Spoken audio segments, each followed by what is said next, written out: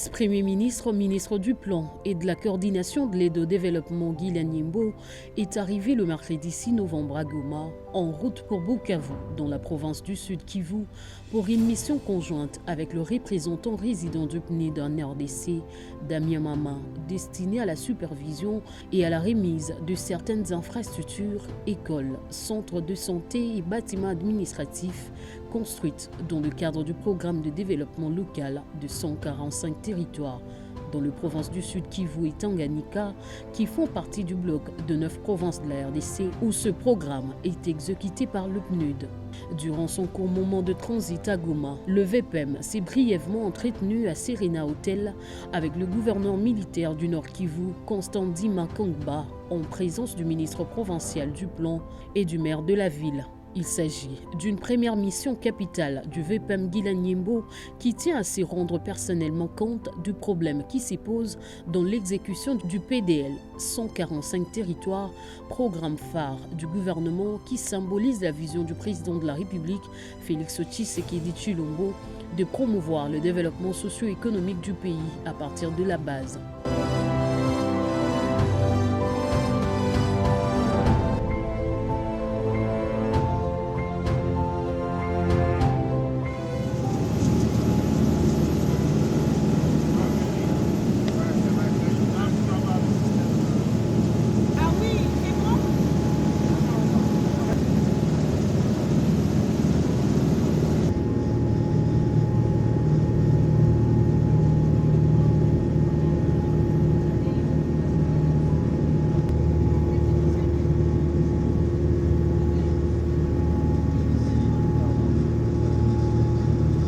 À son arrivée à Bukavu, dans l'après-midi du mercredi 6 novembre, le vice-premier ministre, ministre du Plan et de la coordination de l'aide au développement Guy Nyimbo a été accueilli au port de Bukavu par les autorités provinciales du Sud Kivu, avec à leur tête le gouverneur Jean-Jacques Pouroussi. Devant la presse, le VPM du Plan a déclaré qu'il entame une série de descentes sur terrain pour voir la réalité, mais aussi pour analyser le feedback reçu des députés afin de mettre tout le monde ensemble concernant le programme de développement local de 145 territoires. Programme pensé et initié par le président de la République, Félix Tshisekedi. Vous savez très bien que nous sommes tous embarqués dans le programme de développement local de 145 territoires, pensé et initié par le président de la République. Et vous savez très bien que nous venons d'arriver aux affaires. Et donc nous avons pris le temps de faire un état des lieux. Et après quoi, nous avons eu quelques discussions déjà avec quelques députés. Et donc, dans la suite de ça, donc il s'agit aujourd'hui de débuter une série de descentes sur terrain pour aller voir la réalité, mais aussi pour essayer d'analyser les feedbacks que nous avons reçus aussi des députés, afin de mettre tout le monde ensemble et que ce projet étant très important pour le président de la République, avec des orientations que nous avons de la Madame la Première ministre, chef du gouvernement, que nous puissions nous assurer que ce programme puisse rassurer les populations, rassurer les députés et que nous puissions arriver à la réalisation de ce programme tel qu'arrêté dès le départ.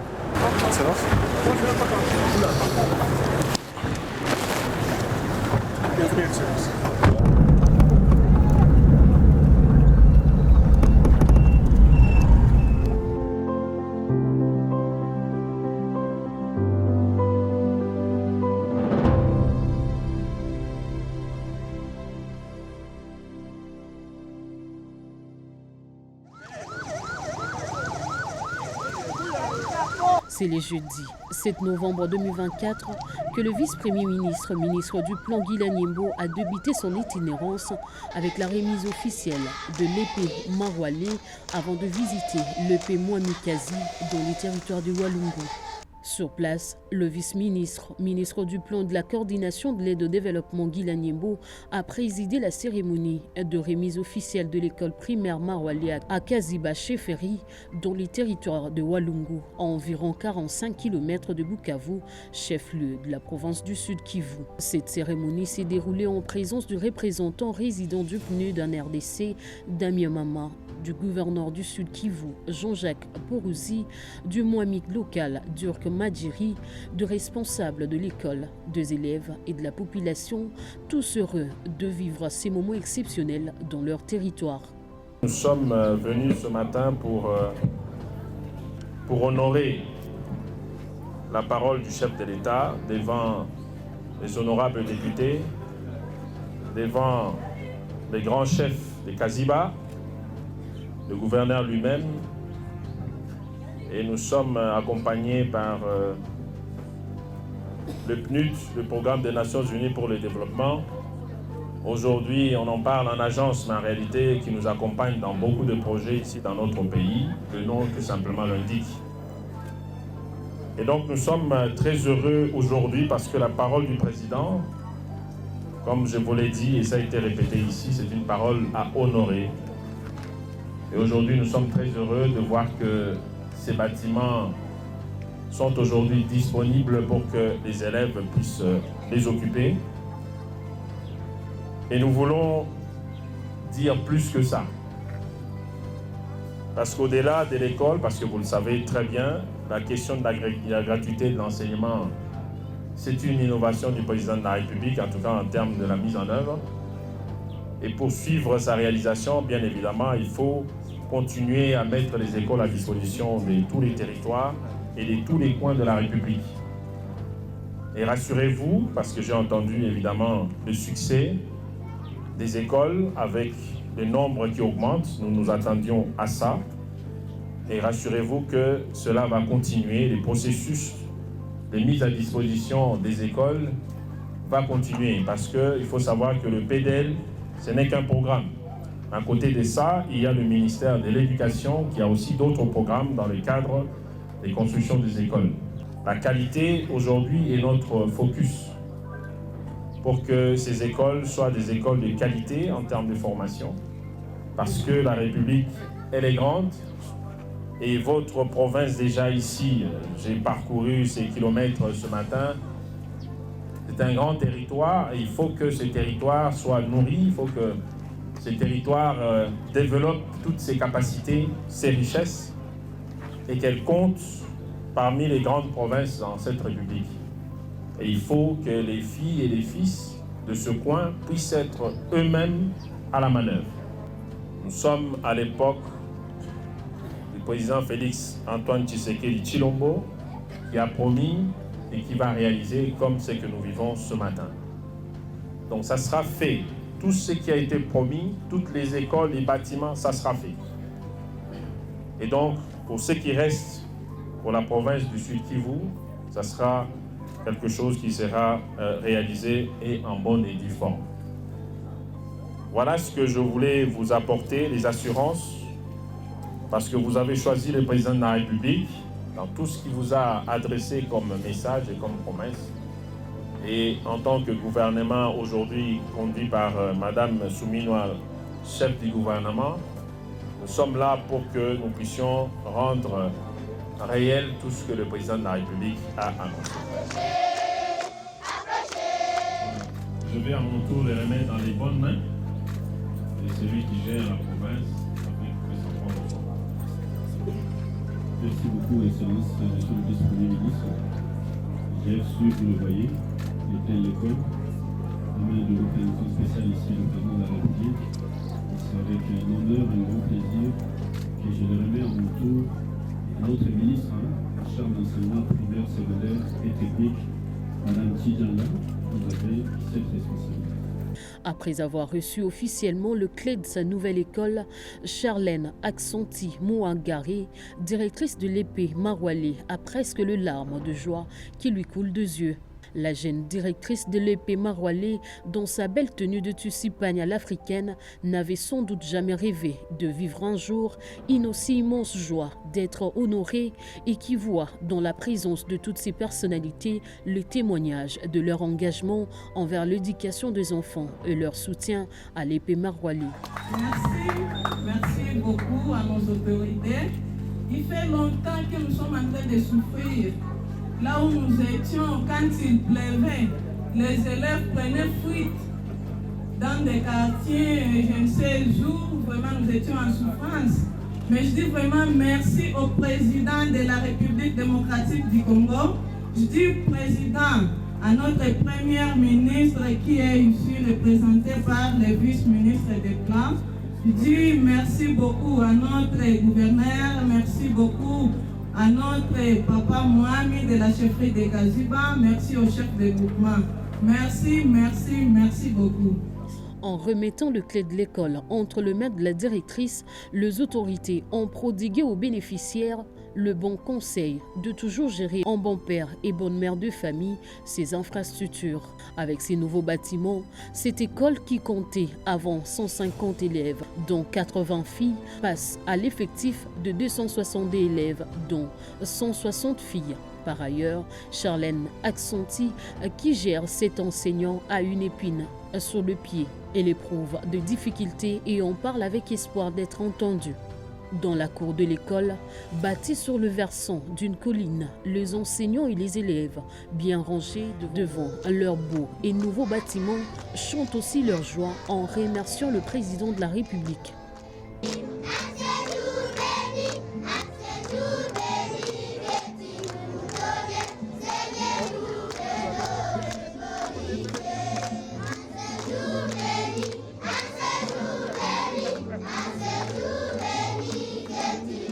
Je félicite beaucoup son Excellence, Monsieur le Président Félix Antoine Tshisekedi, de nous avoir accordé l'occasion de construire une belle école comme celle-ci.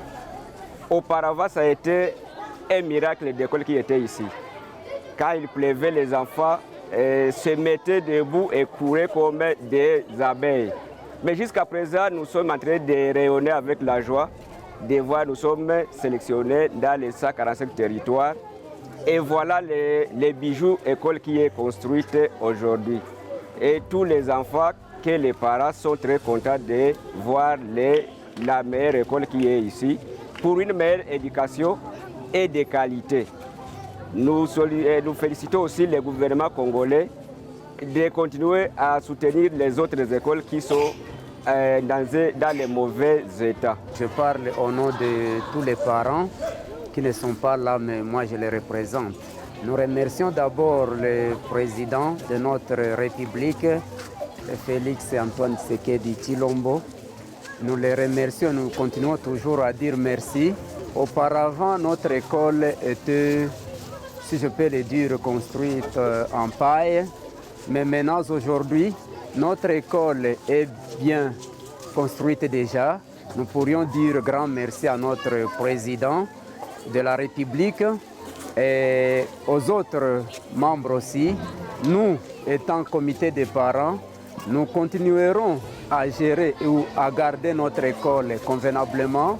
Nous envoyerons les élèves, sachant que l'école ne sera plus comme ça a été auparavant en train de sointer. Nous allons faire tous nos moyens possibles, sensibiliser aussi les parents pour nous envoyer les élèves. Et nous garderons les bâtiments pour que notre école ne puisse plus tomber qu'en faillite, donc avoir des problèmes par-ci, par-là. Nous continuerons toujours à dire aussi aux élèves de bien gérer et nous les parents de regarder chaque fois là où il y a des failles, là où ça ne va pas, aider aussi à évoluer avec ces affaires-là de notre école.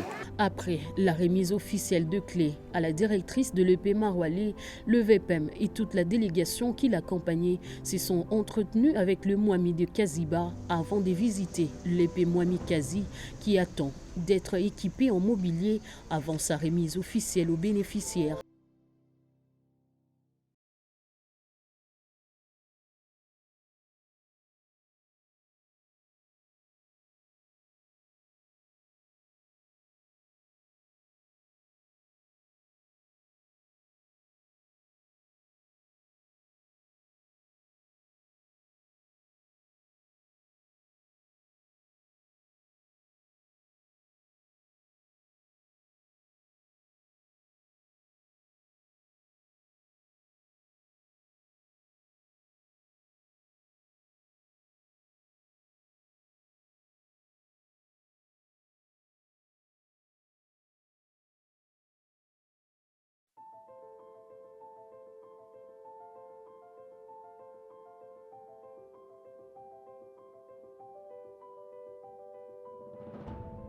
Toujours dans son itinérance, le samedi 9 novembre 2024, le vice-premier ministre, ministre du Plan et de la Coordination de l'aide au développement Guy Lanyembo s'est rendu à Kabimba, à une 60aine de kilomètres de Kalemi, accompagné du représentant résident du PNUD, Damien Mama en RDC, et de ministres provinciaux de l'Intérieur et du Plan.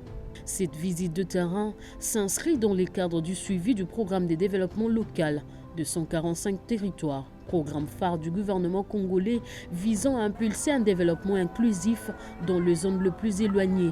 À Kabimba, la délégation a visité le chantier du bâtiment administratif ainsi que des écoles Tchem et Kabutonga dont les travaux touchent presque à leur fin. Ici, le VPM a souligné l'importance d'accélérer le rythme de construction afin que ces infrastructures essentielles soient mises à disposition de bénéficiaires dans le meilleur délai. Déjà, je suis heureux de voir que c'est une réalité. Donc là, ils sont à la dernière étape. Donc, en plus, il y a déjà des bancs à l'intérieur. Donc ça veut dire que même si on devait faire entrer les élèves aujourd'hui, on aurait pu. Mais encore une fois, le plus important, c'est de avoir terminé réellement les travaux ici. Et ça nous permet de donner ce message-là. Donc on ne vient pas seulement montrer ce qui est fini. On montre qu'il y a des travaux qui sont là, comme on l'avait dit dans nos différentes apparitions, qu'il y a des travaux qui sont en finition. Et ça, c'est un exemple de travail qui reste, je crois que fin du mois ici, cette école ici sera disponible. Donc c'est une bonne nouvelle. Ici, l'objectif, c'est, je l'ai dit d'ailleurs aux représentants résidents de PNUD, qu'on ne va pas montrer aux gens seulement ce qui est fini. Non, on montre aussi ce qui est, voilà, l'évolution des travaux, tel que ça avance, c'est la transparence. C'est la promesse du président de la République. La promesse est en train d'être réalisée ici déjà, dans ces territoires, mais ce sera le cas pour les autres. Nous voulons qu'ils puissent prendre soin de ces ouvrages, nous voulons qu'ils puissent contribuer, nous voulons qu'ils soient des maîtres de ce qui va se passer ici dans leur territoire, parce que bientôt, ces territoires vont pouvoir montrer de quoi est-ce qu'il est capable et contribuer à l'effort de la province. C'est prévu même de mettre la province. La population locale a réservé un accueil chaleureux à l'équipe gouvernementale qui a pu mesurer les attentes de communautés. Poursuivant sa tournée, le vice-premier ministre Guy Lanyembo s'est également rendu au centre de santé de Mutoa, à 30 km de Kalemi, pour évaluer l'avancée des travaux. Mweneinchi njo alikuwa na hii idea ya kufanya centre juu yenu hapa. Munasema nini juu ya ile? Tunapiga asante. Asante kwa nani? Kwa papa Fashibeto. Kisekedi wa Chilombo. Voilà. Le VPM a également visité le chantier du nouveau palais de justice de Tanganyika en construction dans le cadre du projet d'appui à la réforme de la justice mené par le PNUD, marquant un pas de plus vers le renforcement de l'état de droit dans la province. Moi, je suis content. D'ailleurs, je ne l'avais même pas mis dans mon plan quand je suis venu, mais quand j'ai appris par le PNUD, parce que c'est le PNUD et la Suède qui financent ce projet ici. Et ça, c'est dans le cadre du développement. Et c'est ça que nous voulons. L'humanitaire, nous devons sortir de là, nous devons aller tous dans le développement. Et le développement, c'est déjà les structures de base. La justice est très important. Et le Tanganyika, comme vous le savez, c'est un coin très sensible. Donc il faut qu'il y ait une maison comme ça pour que les gens puissent comprendre que l'État est là. Et ça va nous accompagner dans notre processus ici de développer cette province qui est une province magnifique. Et voilà pourquoi même j'insiste en termes de planification, il faut que tout soit prêt parce que c'est une province qui va être prise par un monde fou des investisseurs qui vont l'envahir et on n'aura pas le temps d'aménager et on va être comme à Kinshasa, des rues, des petites rues et ainsi de suite. En fin de journée, Guy Lanyembo a dirigé 2 réunions d'échange au bureau local du PNUD à Kalemi. La première réunissant le chef coutumier et représentant d'entreprises locales et la seconde rencontre entre les agences, fonds et programmes des Nations Unies. Ces échanges ont permis au cours de la première réunion de recueillir les observations et attentes de communautés locales pour une mise en œuvre plus efficace du PDL 145 territoires. Au cours de la seconde, les 13 agents avaient comme objectif présenté les civilités comme équipe provinciale des Nations Unies, qui est l'organe de concertation, de coordination et de planification du système des Nations Unies au niveau provincial. Faire le plaidoyer sur la mise à l'échelle de la stratégie provinciale de solutions durables pour son partage politique et stratégique sous le lead du VPEM et dans le cadre de la coordination Nexus. Nous avons fait un pas en avant aujourd'hui, peut-être un pas et demi. Le VPEM du plan Guy Nyembo a aussi co-animé le dimanche 10 novembre 2024 à Kalimi, chef-lieu de la province du Tanganyika, une conférence de presse avec le représentant résident du PNUD en RDC, Damien Mama, sur l'état d'avancement du PDL 145 territoires dans la province. Ils ont répondu à plusieurs questions de journalistes, mais aussi de quelques acteurs de la société civile liés notamment au retard ou à la non-exécution du programme dans certains territoires ou choix de sites ou de entreprises qui exécutent les travaux ou encore à l'importation de la main-d'œuvre en dehors de la province. Le VPEM Guy Nyembo, tout comme le représentant résident du PNUD, ont rassuré à la presse que ce programme important, initié par le président Félix Tshisekedi Tshilombo, évolue bien malgré des difficultés qui ne manquent pas et que le gouvernement et les agences d'exécution dans le PNUD sont déterminés à conduire le PDL 145 territoires tel qu'il a été prévu jusqu'au bout. Guy Nyembo a particulièrement insisté lors de la conférence de presse sur le fait de ne pas laisser la place à tout ce qui se raconte et à la distraction.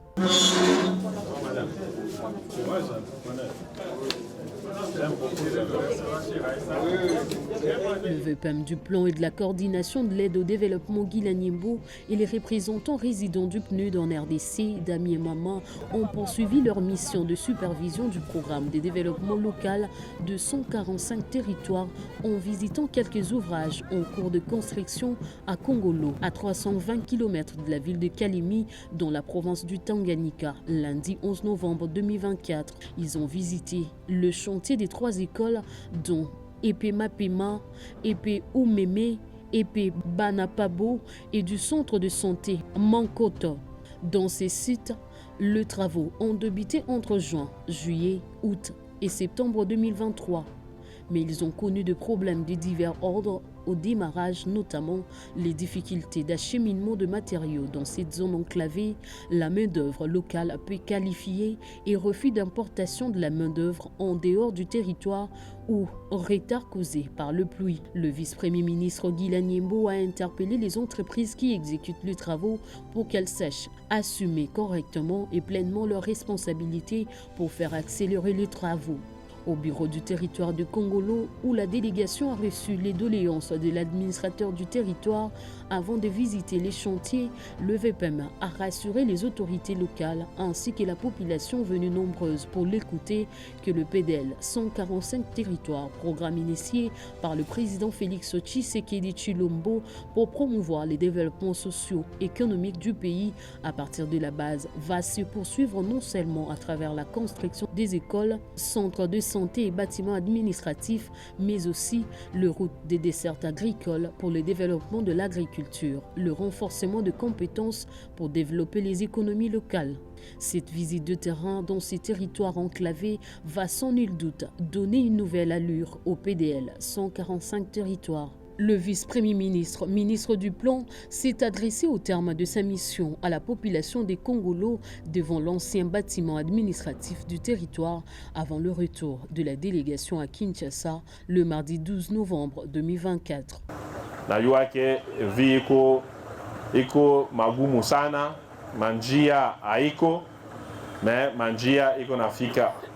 Hapa niko na misemea njia ya Nyunzu Kongolo iko na jiprepare. Ma étude isha deja kufanika, inabakia paka hii problème ya financement, mais iko deja programmé, iko kazi tulianza kutumika depuis longtemps. Sana nilikuwa mkabine ya président de la République. Hapa sasa iko tayari kuanja, munaona deja hii ya Manono Kalemi ilikuwa aussi mu programme ile, donc iko nafika manjia, iko nafika na mwe mujiprepare. Juka mu manjia inafika, muko na mashamba ya minene, hapana mambo ya bunafika hapa bulongo iko wapi kufanya mashamba, amuna nayo. Ba investisseur watafika huku, Donc, on dit préparer na moins ba jeune avec on nguvu, on fait mashamba parce que Congolo iko territoire ya mashamba. Vu à kudisha babate ba voisin be kona yo mukona boa. Voilà message na kuya na huku et na mini tafatilia hii jusqu'à ce que territoire ya Congolo ipate situation ya muzuru. Voilà raison yangu ya kufika huku ku Congolo. À travers cette mission entamée dans la province du Sud Kivu et des Tanganyika, le vice-premier ministre du Plan et de la coordination de l'aide au développement Guilain Nyimbo a fait savoir l'engagement du gouvernement Judith Suminwa Tuluka d'aller jusqu'au bout de cet important programme de développement local du pays qui s'inscrit dans la vision du président de la République, Félix Tshisekedi.